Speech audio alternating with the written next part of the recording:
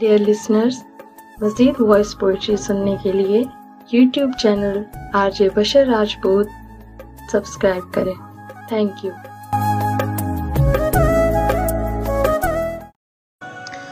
उदासियों का ये मौसम बदल भी तो सकता था। वो चाहता तो मेरे साथ चल भी तो सकता था। वो शख्स तूने जिसे छोड़ने में जल्दी की, तेरे मिजाज के सांचे में डल भी तो सकता था। वो जल्दबाज खफा होके चल दिया, वरना तनाजात का कुछ हल निकल भी तो सकता था।